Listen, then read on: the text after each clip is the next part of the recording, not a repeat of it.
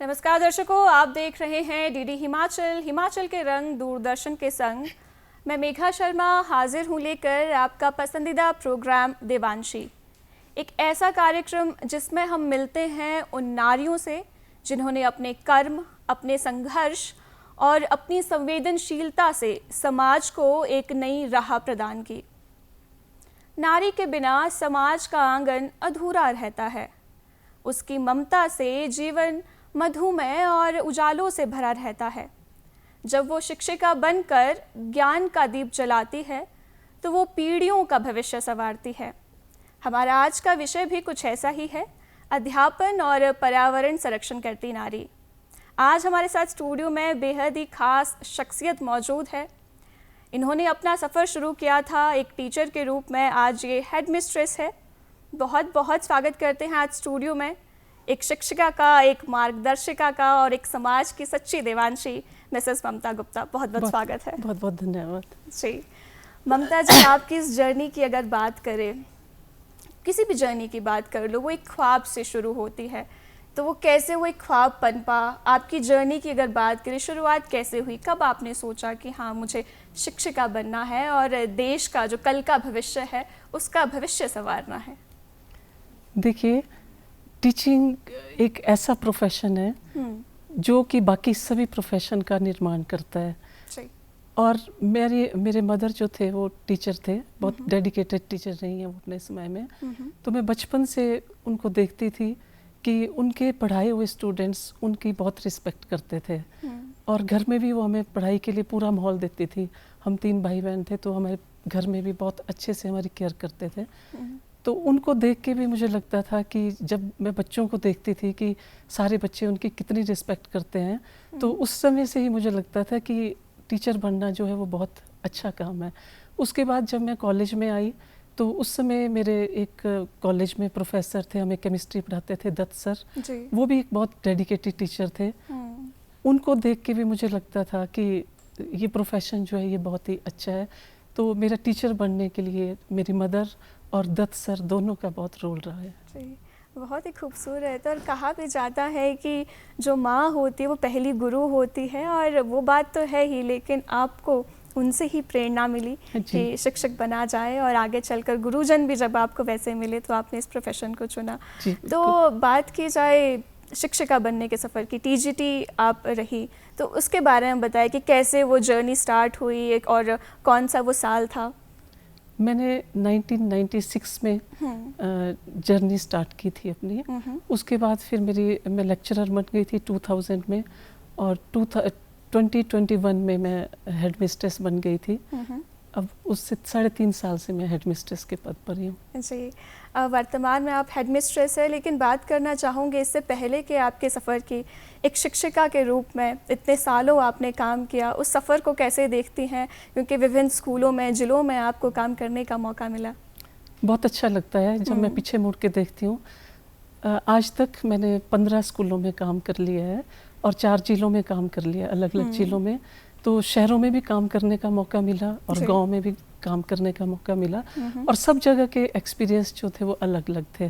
तो और सभी जगह बच्चे जो हैं वो काफ़ी अच्छे निकले। गवर्नमेंट स्कूल्स के सारे अच्छी जगह पे काफ़ी बच्चे डॉक्टर्स बने हैं, काफ़ी इंजीनियर हैं, कई बैंक में मैनेजर भी हैं, और कई लेक्चरर हैं स्कूल में, कॉलेजेस में। तो देख के अच्छा लगता है, सारे बच्चों को देख के बहुत अच्छा लगता है। जी, बहुत ही खूब। जैसे आपने जिक्र किया कि इतना लंबा सफ़र है और बच्चे विभिन्न क्षेत्रों में अपनी सेवाएं दे रहे हैं, कुछ शिक्षक हैं, बैंकर्स हैं, कैसा लगता है जब आप उनसे मिलती है, कभी उनसे बातचीत होती है, आमना सामना होता है, क्या वो फीलिंग रहती है? बहुत अच्छा लगता है। जैसे कई बार कहीं मार्केट में ही जा रहे हैं, हमारा ध्यान भी नहीं होता है और बच्चे अचानक से आते हैं और मिलते हैं कि मैम हम उस स्कूल में आपके स्टूडेंट हैं, आज हम इस पोस्ट पे हैं। तो उनको देख के बहुत ही अच्छा लगता है, क्योंकि टीचर जो है वो बच्चों को बचपन से ही ग्रो होते देखता है, और जब बड़े होकर बच्चे जब कहीं अच्छी जगह पहुँच जाए, अच्छे मुकाम पे पहुँच जाते हैं, तो उनके देख के टीचर से ज़्यादा खुशी शायद किसी को भी नहीं होती है। जी बिल्कुल। एक मुख्य अध्यापिका के रूप में किस तरह से आप अपनी भूमिका निभा रही हो? कितना अलग है एक शिक्षिका से एक मुख्य अध्यापिका का सफ़र? देखिए, ये सफ़र बिल्कुल अलग है। जब टीचर होते हैं तो टीचर अपनी क्लास तक सीमित होते हैं, ज़्यादा ध्यान उनका अपनी क्लास के ऊपर फोकस होता है। पर जब आप हेड बन जाते हैं तो पूरे स्कूल की जिम्मेवारी होती है, बच्चों का भी, पूरे स्कूल के बच्चों का, स्टाफ का जी। और उनके अभिभावकों का, सबका पूरा ध्यान रखना पड़ता है। एक बहुत ही खास बात आपकी है, बहुत से दर्शक जो अभी हमें देख रहे होंगे ज़रूर उन्होंने अखबार की सुर्खियों में पढ़ा होगा कि आपने पहला साइंस पार्क बनाया है जो एक साइंस प्रोजेक्ट से ज़्यादा एक गहरी सोच को दर्शाता है कि शिक्षा केवल क्लासरूम तक सीमित नहीं है। उसके बारे में बताइए कि कैसे वो थॉट आपके जहन में आया। देखिए, जैसे मैंने आपको बताया कि हेडमिस्ट्रेस से पहले मैं केमिस्ट्री की लेक्चरर थी, तो जब मैं बच्चों को पढ़ाती थी तो मैं एक चीज़ नोट करती थी कि बच्चे रोट मेथड से पढ़ते हैं जी।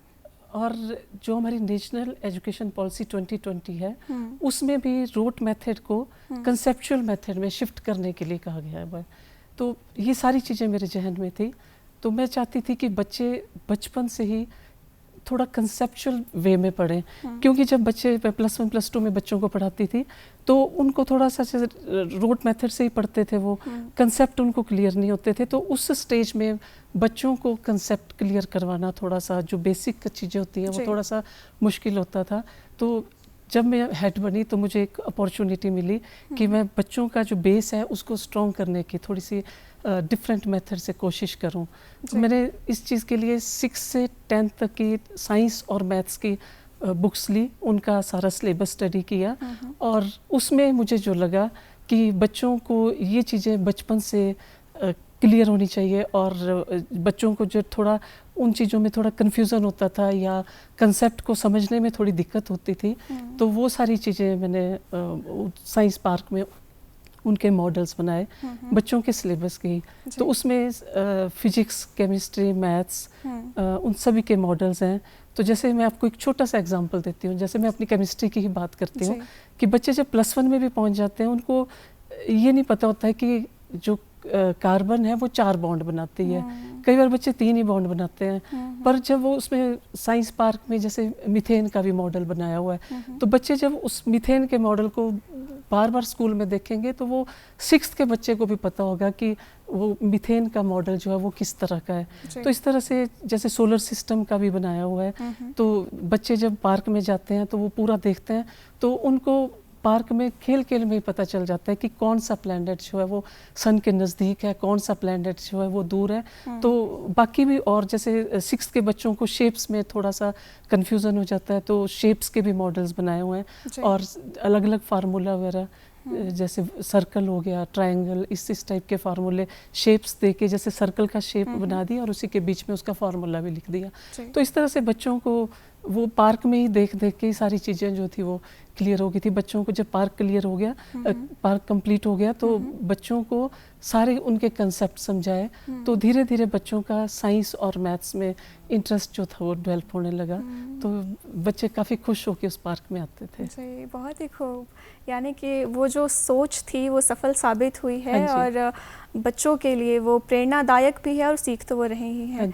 और इसके साथ आपके बारे में एक और ख़ास बात ये है, आप उन लोगों में से हैं जो पर्यावरण को लेकर काफ़ी सजग है। वो ये नहीं है कि 5 जून के दिन, विश्व पर्यावरण दिवस के दिन ही पौधारोपण करना है, वैसा नहीं है। आप हमेशा से पर्यावरण के लिए सजग रही है और इसी कड़ी में आपने बर्ड पार्क भी बनाया है। थोड़ा मैं चाहती हूँ उसके बारे में भी आप हमारे दर्शकों को ज़रूर बताएं। देखिए, एनवायरनमेंट आजकल बहुत बड़ा इशू है। आजकल सभी देख रहे हैं कितने टाइम से कितना डिज़ास्टर हो रहा है, लोगों के घर ही बिल्कुल बह जा रहे हैं। तो बच्चों को बचपन से ही पर्यावरण के प्रति जागरूक करना वो हम सब की ड्यूटी है, सिर्फ सरकार की ही ड्यूटी नहीं है, वो हम सब की ड्यूटी है। तो मुझे ये लगता है कि जैसे अगर हम लेक्चर देते हैं बच्चों को, वो उनको उतना समझ में नहीं आता है जितना हम बच्चों के साथ मिल के काम करते हैं। बच्चों के साथ मिल के काम करने के उनमें भी एक कॉन्फिडेंस आता है कि टीचर हमारे साथ काम कर रहे हैं। तो पर्यावरण को के लिए मैंने उसी साइंस पार्क में एक बर्ड हाउस बनाया था। 3 स्टोरी बर्ड हाउस है, करीब 10-12 फीट ऊंचा था और उसके नीचे हम मिट्टी के जो बर्तन आते हैं पक्षियों को पानी रखने के लिए, वो रखे कुछ। तो बच्चों की उसमें ड्यूटी लगाई होती थी डेली कि उसमें पानी भरें और पक्षियों के लिए दाना भी डालें। तो धीरे धीरे पक्षी उसमें आने लगे। पहले तो छुट्टी के बाद ही आते थे, पर फिर जब धीरे धीरे पक्षियों को पता चल गया कि यहाँ हम सेफ हैं, तो दिन में भी आते थे, तो बच्चे बहुत खुश होते थे उनको देख के। फिर धीरे धीरे उन पक्षियों ने उन बर्ड हाउस में रहना शुरू कर दिया। तो जब बच्चे स्कूल आते थे तो उनको ये लगता था कि ये भी हमारे ही स्कूल के ही मेंबर्स हैं, तो उनको देख के वो बहुत खुश होते थे जी। तो इन सारी बातों को देख के हम देखते हैं पिछले दशकों की अगर बात करें, शिक्षा नीतियों में काफ़ी ज़्यादा जो है चेंजेस हम देख पा रहे हैं। वो एक चौक से वो क्लिक तक का सफ़र, यानी कि जो इंटरनेट ज़िंदगी में आ गया है, किस तरह से देखती हैं आप? देखिए, जब मैंने 96 में जॉब ज्वाइन की थी, या जब हम पढ़ते भी थे, और आज के अगर आप समय को कंपेयर करें तो दिन रात का फ़र्क है। बिल्कुल। उस समय 20वीं सदी थी, आज हम 21वीं सदी में हैं, तो दोनों सदियों में दिन रात का फ़र्क है। उस समय सिर्फ ब्लैक बोर्ड्स पे ही पढ़ते थे जी। और आज जो नेशनल एजुकेशन पॉलिसी है उससे इतना स्कोप बढ़ गया हुआ है। चाहे टीचर, सभी टीचर बहुत ही मेहनत करवाते हैं। अलग अलग जो भी टीचर लेक्चर देने जाता है वो पहले सोच के जाता है कि इस टॉपिक को मैं कैसे पढ़ाऊँ, लर्निंग बाय फन, या कोई टीचिंग लर्निंग मटेरियल से पढ़ाएं, या किसी एक्टिविटी से पढ़ाएं, या किसी ट्रिक से पढ़ाएं, या आजकल सभी स्कूलों में देखो गवर्नमेंट ने स्मार्ट रूम्स रखे हुए हैं, स्मार्ट बोर्ड्स लगे हुए हैं कि आईसीटी की हेल्प से करवाएं। तो टीचर पहले ही सोच के जाता है कि हम किस तरीके से, पर पहले के टाइम में सिर्फ ब्लैक बोर्ड तक की पढ़ाई सीमित थी। इसके साथ ही आपकी ये जो गहरी सोच है वो आपकी किताब में भी झलकती है। आपने एक किताब लिखी है जिसमें 11 सक्सेसफुल लोगों की कहानियाँ, वो संग्रह है वो जो आपने उसमें शामिल किया है। उस किताब के पीछे की क्या सोच थी, लिखने का शौक़ किस तरह से जगा, उसके बारे में भी ज़रूर मैं चाहती हूँ आप विस्तार से बताएं। देखिए, जैसे मैं गवर्नमेंट स्कूल में जॉब करती हूँ, तो हमारे स्कूल में बहुत सारे बच्चे ऐसे होते हैं कि जिनके सपने तो होते हैं, पर वो अपने घर की ऐसी परिस्थितियाँ होती हैं उनके घर की कि उन्हें ये लगता है कि शायद हम अपना सपना पूरा नहीं कर सकते, तो वो उसके लिए ज़्यादा सोच ही नहीं पाते हैं जी। तो उस तरह के बच्चों के लिए मैंने इस पुस्तक को लिखने का सोचा। तो इस पुस्तक में 11 क्लास 1 हिमाचल में कार्यरत 11 क्लास 1 ऑफिसर्स की स्टोरी है जिन्होंने काफ़ी संघर्ष किया। संघर्ष तो देखो सभी करते हैं, अपनी अपनी लाइफ में सभी संघर्ष करते हैं, पर इनकी स्टोरी इसलिए अलग है क्योंकि इनको घर के मैक्सिमम बच्चों में, जो 11 बच्चे हैं, इनमें से मैक्सिमम बच्चों को घर से सपोर्ट बिल्कुल भी नहीं थी।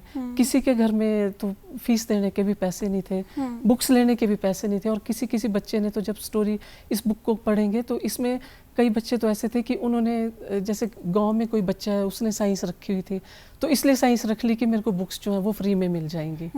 उसे आगे पता नहीं था कुछ भी कि मैंने क्या करना है, पर बच्चे पढ़ने में बहुत अच्छे थे।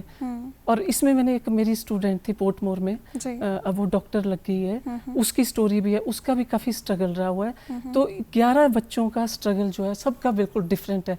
किसी के बचपन में ही मदर की डेथ हो गई, किसी के फादर की डेथ हो गई, तो वो बच्चे, उनको कुछ नहीं पता था कि उन्होंने क्या करना है, पर आगे किसी स्टेज में जाके उनको पता चला कि हमने IAS बनना है या HS बनना है, तो उन्होंने उस चीज़ के लिए काफ़ी संघर्ष किया।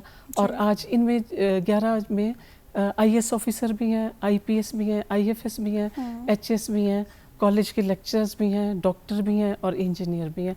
और इसकी ख़ास बात यह है कि मैक्सिमम बच्चे जो हैं इसमें गवर्नमेंट स्कूल के पढ़े हुए हैं। तो इस बुक को जो भी बच्चा पढ़ेगा तो उसको एक कॉन्फिडेंस आएगा कि अगर ये बच्चे कुछ कर सकते हैं तो हम भी कर सकते हैं। तो ये बुक जैसे स्कूल के बच्चों के लिए भी, और जो बच्चे कॉलेज में पढ़ते हैं उनके लिए भी, और जो बच्चे आजकल स्ट्रगल कर रहे हैं जॉब के लिए, कॉम्पिटिशन्स के लिए, उन सभी के लिए ये बुक जो है वो काफ़ी प्रेरणादायक है। इसको पढ़ के उन बच्चों को काफ़ी मोटिवेशन भी मिलेगी। बिल्कुल। जैसे अपनी TV स्क्रीन पर भी अभी आपने देखा, संघर्ष से शिखर तक इस किताब का नाम है, इस बुक का नाम है, जिसमें 11 सक्सेसफुल लोगों की कहानियां हैं कि किस तरह से उन्होंने जीवन में संघर्ष को पार करके एक सफलता हासिल की, एक मुकाम हासिल किया। जैसे आपने बताया कि हर इंसान का अपना अपना स्ट्रगल रहता है, अपनी अपनी एक जर्नी रहती है और एक टाइमलाइन भी होती है पहुंचने की।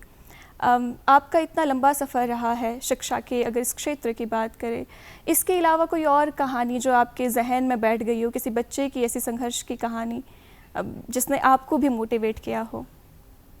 गवर्नमेंट स्कूल में ऐसे बहुत सारे बच्चे होते हैं जिनकी अगर हम बात करें, उनसे पूछें उनके बारे में, तो बहुत ही ज़्यादा दुख होता है। सबके घरों, मैक्सिमम बच्चों के घरों की परिस्थितियाँ भिन्न भिन्न होती हैं। कई बच्चे बहुत ही गरीब घरों से आते हैं, तो उन बच्चों को देख के लगता है कि ये बच्चे बहुत ही इनके बहुत संघर्ष है इनकी लाइफ में जी। तो उनसे भी हम सीखते हैं। बिल्कुल। काफ़ी ममता जी, एक चीज़ और कही जाती है इस प्रोफेशन की कि पहली चीज़ तो ये रहती है कि टीचर हमेशा ही एक खुद को एक बच्चे की तरह देखता है, एक स्टूडेंट की तरह देखता है, और उसके मन का जो बालपन है वो सदा बना रहता है उन नन्हे नन्हे बच्चों के बीच। एक मुख्य अध्यापिका के रूप में जैसे हमने देखा भी कि आप कार्ड्स बनाती है, बहुत सारी डिफरेंट छोटी छोटी एक्टिविटीज़ करती है जो शायद हर बच्चे को, अगर किसी का मन भी नहीं है स्कूल आने का, वो भी स्कूल आना चाहेगा। थोड़ा उसके बारे में मैं चाहती हूँ आप हमारे दर्शकों को ज़रूर बताएं। देखिए, स्कूल में बच्चे, मेरा मानना है कि हर बच्चा स्कूल में खुशी खुशी आए। तो खुशी खुशी वो तब आएगा जब हम उनको डिफरेंट एक्टिविटीज़ डिफरेंट वेज में करवाएंगे। जैसे आपने कार्ड की बात कही, तो बच्चों का जन्मदिन जब भी आता है तो एक मैंने कार्ड हमने उसमें प्रिंट करवाए हुए हैं। तो मैं जब भी जिस भी बच्चे का जन्मदिन होता है उसको हम प्रेयर में कार्ड देते हैं। तो कार्ड में बाकी बेस्ट विशेस तो लिखी होती हैं, पर नीचे एक छोटा सा क्योंकि जैसे आपको पता है कि हम पर्यावरण के ऊपर काफ़ी काम करते हैं, तो नीचे एक छोटा सा संदेश भी दिया होता है कि अपने जन्मदिन पे पौधा जरूर लगाएं और उसकी देखभाल भी जरूर करें।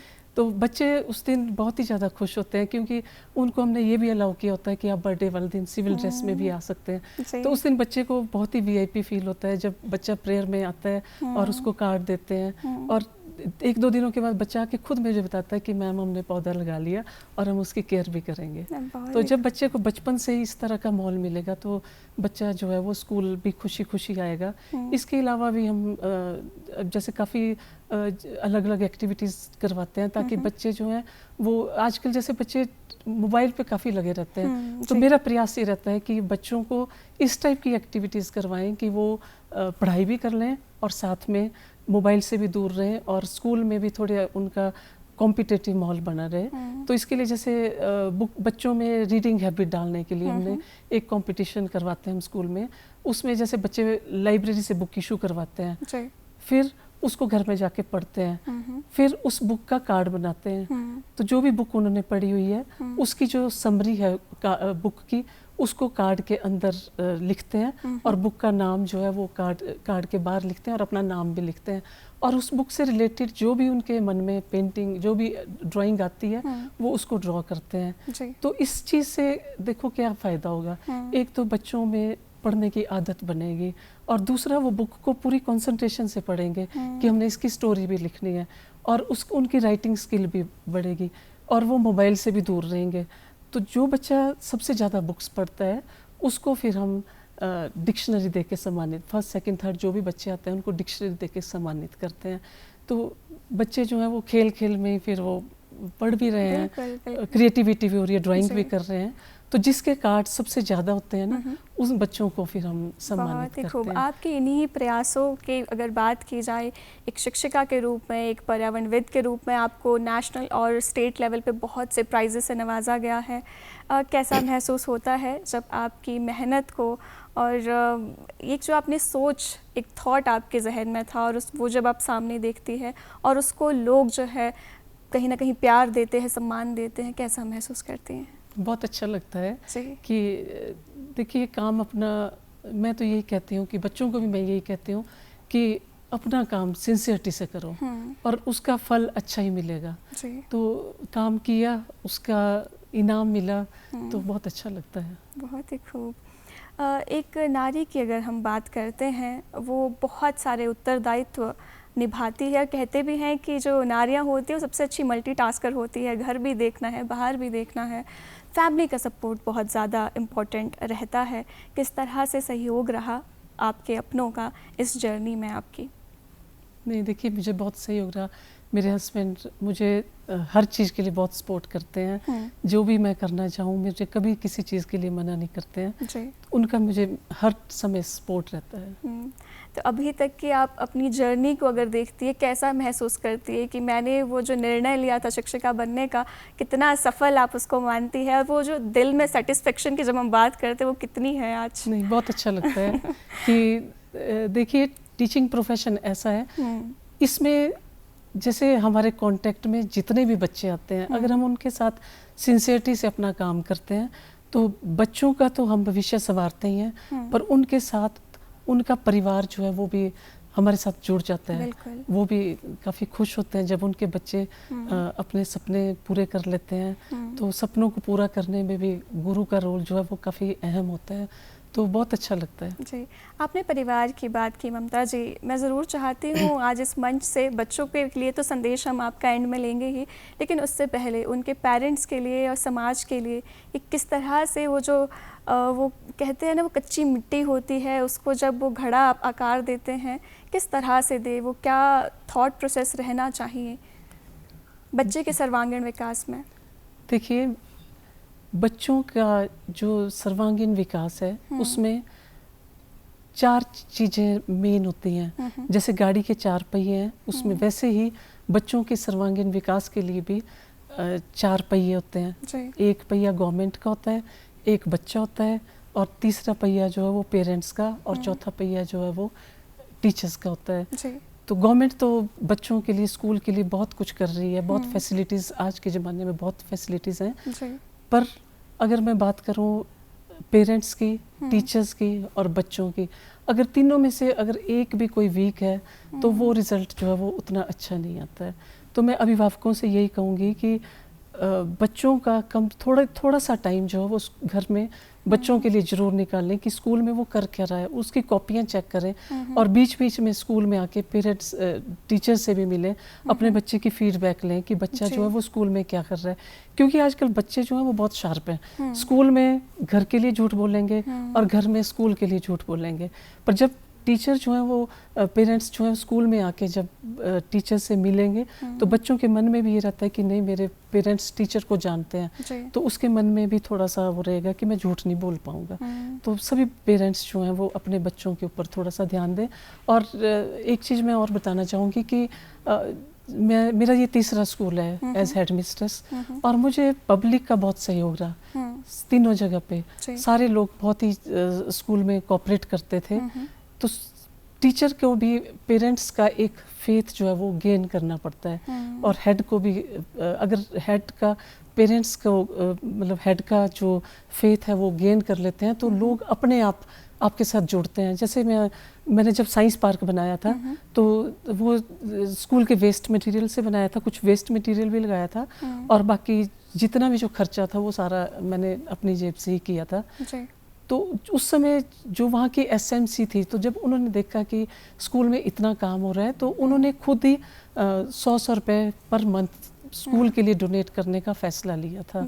तो लोग जो हैं वो अपने आप ही आपके साथ जुड़ते रहते हैं। और अब जैसे मैं जिस स्कूल में आजकल हूँ, कन्हा स्कूल, वहाँ की पब्लिक भी बहुत जागरूक है। वो लोग जैसे 15 अगस्त होता है तो पूरा गांव जो है वो स्कूल में आता है, स्कूल में आके 15 अगस्त मनाते हैं, झंडा लहराते हैं, और लोग अपने आप स्कूल को डोनेशंस देते हैं। उन पैसों से फिर हम स्कूल के लिए कुछ ना कुछ कार्य करते हैं, जैसे कमरा बनवा लिया या कुछ और कर लिया।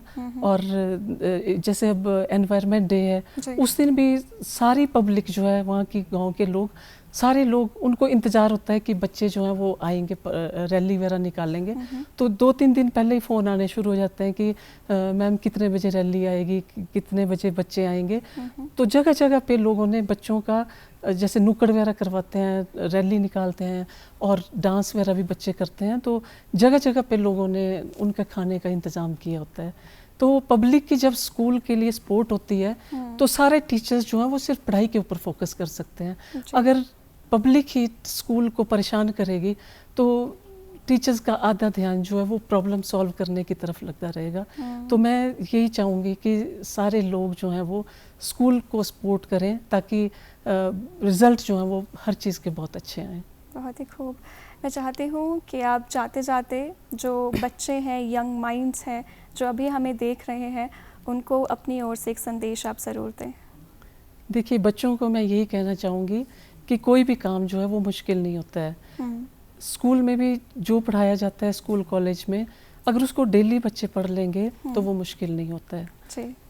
बहुत ही खूब, बहुत बहुत धन्यवाद। और जिस भी चीज़ पे फोकस करेंगे, जो भी काम कर रहे हैं उसको फोकस करेंगे, पूरा फोकस करके करेंगे। जैसे पढ़ाई कर रहे हैं तो पूरा फोकस करके पढ़ेंगे, खेल रहे हैं तो तब भी पूरा फोकस करके करेंगे, तो रिजल्ट जो वो काम को करे फोकस के साथ तो रिजल्ट जो वो 100% ही है।